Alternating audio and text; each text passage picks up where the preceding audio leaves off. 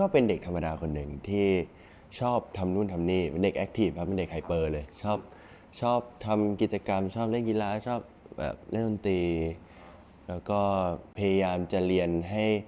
ได้ดีที่สุดเท่าที่ทำได้เพราะว่าตอนนั้นก็เหมือนพ่อแม่อยากให้เรียนได้ด้วยแล้วก็ทำกิจกรรมด้วยอะไรทำด้วยกันแล้วก็เรียนเสร็จก็กลับบ้านหรือไม่ก็ไปเที่ยวกับเพื่อนแป๊บนึงก่อนกลับบ้านอะไรอย่างเงี้ยก็เป็นเด็กธรรมดาคนนึงครับ ทราบมาว่าคุณเป็นเด็กกิจกรรมใช่ครับใช่คือ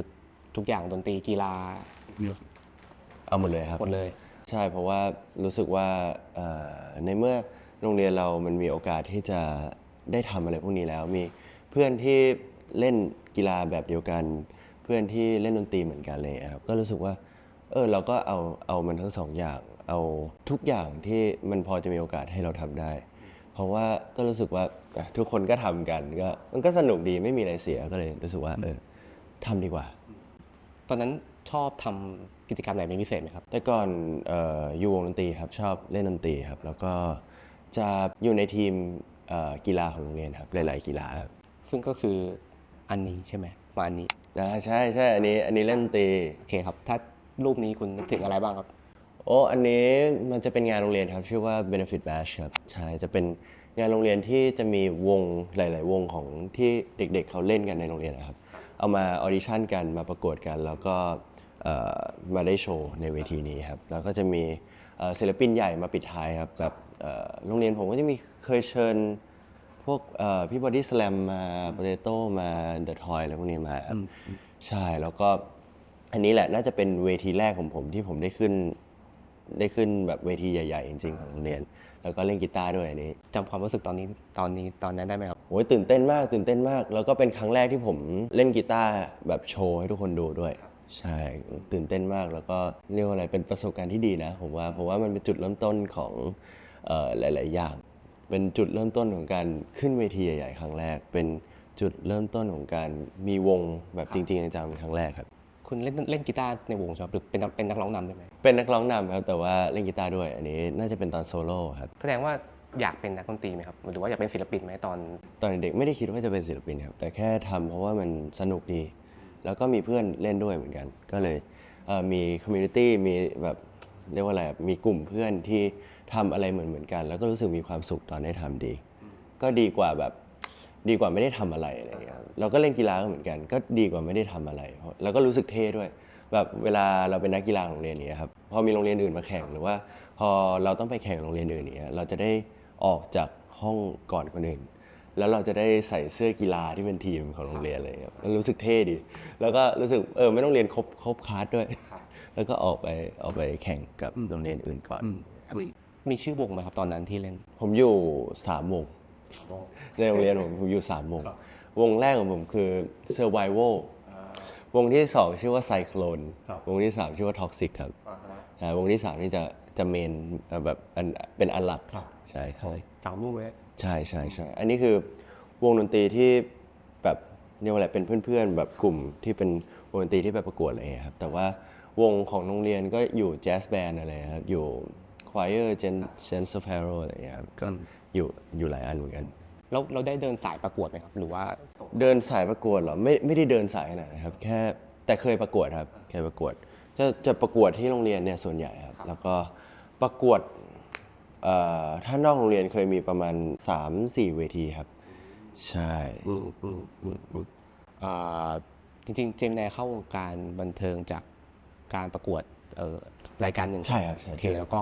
มาเป็นที่รู้จักจากเล่นซีรีส์ประธานผมเป็นนักเรียนใช่ไหมครับโอเคซีรีส์เรื่องนี้มันเปลี่ยนชีวิตขึ้นไปยังไงไหมครับก็เนี่ยแหละครับ เปลี่ยนจา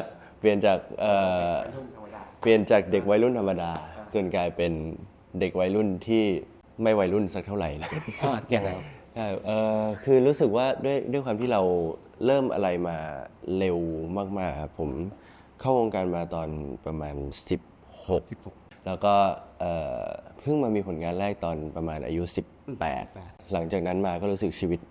พลิกไปอีกด้านหนึ่งเลยเพราะว่าก่อนหน้านี้ก็เป็นเด็กธรรมดาแหละครับเรียนเข้ามหาลัยแล้วก็มีเพื่อนฝูงของตัวเองเรียนกลับบ้านเลยครับแต่ว่าพออย่างนี้มันเหมือนอยู่ในลูปชีวิตที่ทำอะไรซ้ำๆเดิมๆอยู่ตลอดครับตื่นมาไปทำงานเสร็จแล้วก็กลับบ้านหรือไม่ก็ ตื่นมาไปมหาลัยก่อนแล้วไปทำงาน แล้วก็ทบทวนที่ทำมาที่มหาลัยครับ แล้วก็นอนเป็นอย่างนี้ตลอด แล้วรู้สึกว่าชีวิตเรามีอะไรต้องรับผิดชอบเยอะขึ้นมากๆด้วยความที่เราหาเงินเองได้แล้ว ด้วยความที่มันมีภาษีเข้ามาแล้ว ด้วยความที่เราไม่ต้องพึ่งเงินจากพ่อแม่แล้วอะไรอย่างเงี้ยมันต้องดูแลทั้งตัวเองด้วยดูแลทั้งแม่ด้วยดูแลทั้งสุขภาพของตัวเองด้วยใช่ใช่ จริงๆถ้ามองว่าคุณเข้าวงการบันเทิงตั้งแต่อายุ 16อะไรเงี้ยครับ ครับ ถือว่าเริ่มเร็วมันมีข้อดียังไงไหมครับ มีข้อดีตรงที่เราหาเงินได้เร็วกว่าคนอื่น มีความคิดที่โตกว่าคนอื่น มีสังคมที่เป็นผู้ใหญ่กว่าคนอื่นครับ มีสังคมที่ทำงานได้ลองทำงานเร็วกว่าคนอื่น แล้วก็ได้ลองไปที่ต่างๆ เยอะกว่าคนอื่นแต่ข้อเสียก็มีเหมือนกัน ก็คือเสียความเป็นส่วนตัวไป เสียวัยรุ่นแบบวัยที่คนที่จะไปเที่ยวจะไปมีสังคมอะไรของตัวเองเสียสังคมตรงนั้นไป แล้วก็เสียเวลาที่จะ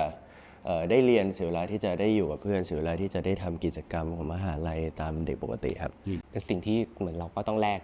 ก็ต้องแลกครับต้องแลกแต่ก็ผมก็ไม่เสียดายนะรู้สึกว่าไม่ regret ในเรียกว่าอะไรอะเส้นทางที่เดินมา ก็รู้สึกว่าเป็นอีกเวอร์ชันหนึ่งของตัวเองที่ก็รู้สึกชอบเหมือนกันครับ ตอนนี้เจมส์นายเรียนปีอะไรนะครับ ปีสามครับ ปี 3ใช่โอเค เป็นยังไงบ้างครับกับการเรียน ปี 3เป็นไงบ้างเหรอ รู้แบ่งเวลาไงกับเรียนการทำงานอะไรเงี้ย โอ้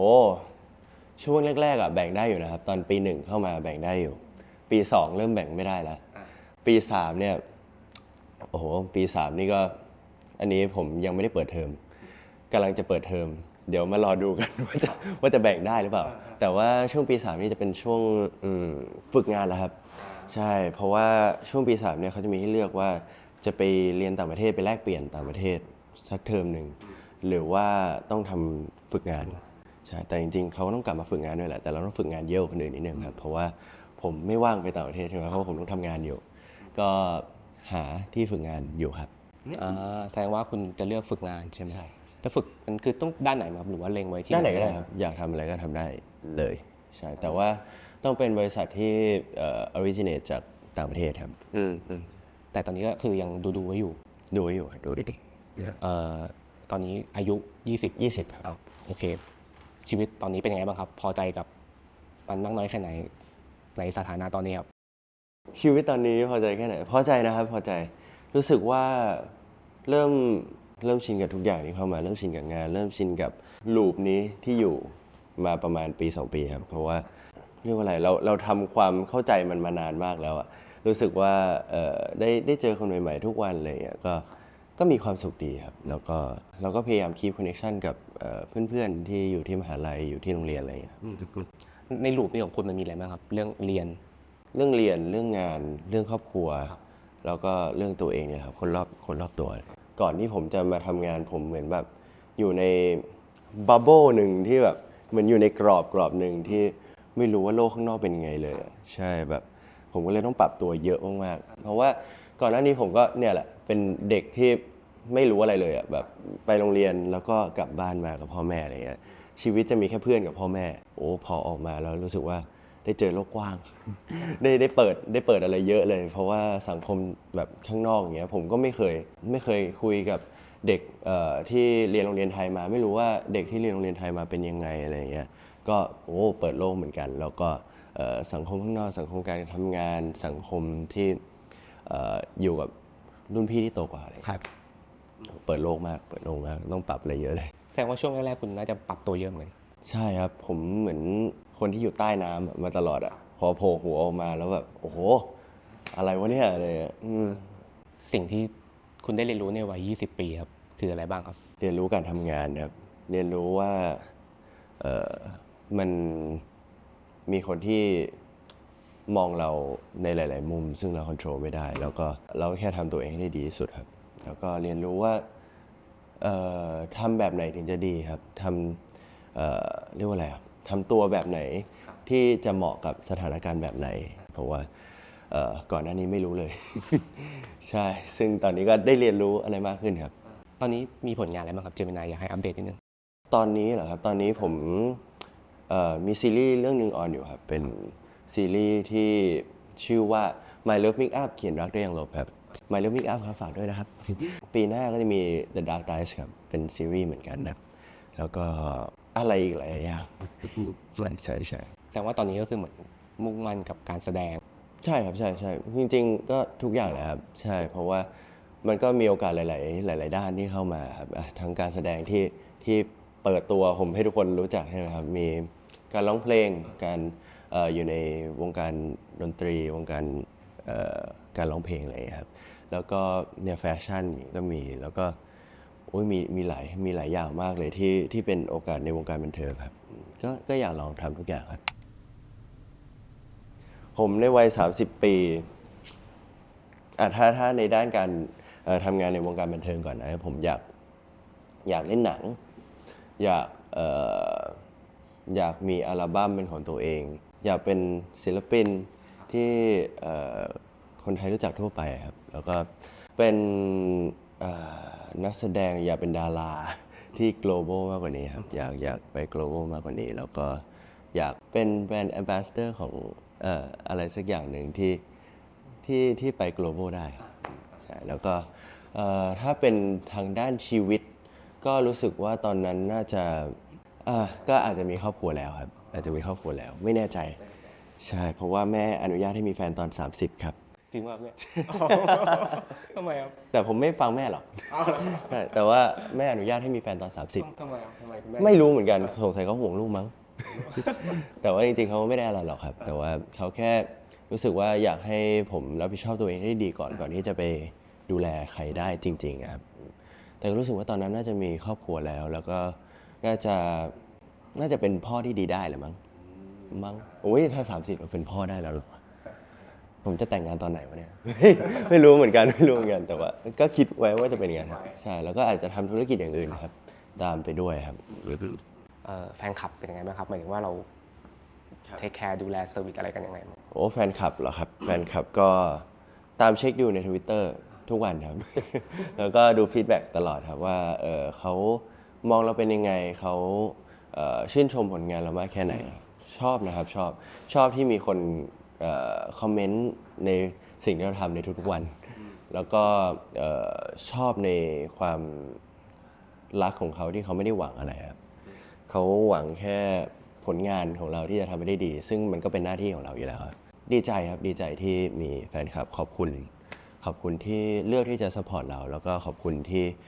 เลือกที่จะติดตามเราไปต่อไปเรื่อยๆครับมีผลงานอีกหลายๆผลงานที่อยากให้ติดตามรอดูเหมือนกันครับแล้วก็ผมชื่นชมแฟนคลับอยู่อย่างหนึ่งนะเพราะว่าผมว่าเขามีความอดทนแล้วมีความพยายามที่แบบเรียกว่าอะไรอ่ะคือด้วยความที่เขารักมากๆอย่างเงี้ยครับเขาแบบไปตามงานอีเวนต์อย่างเงี้ยเขาไปก่อนเราไปนอนรอไปนู่นเนี่ยผมว่าโอ้เก่งจังเลย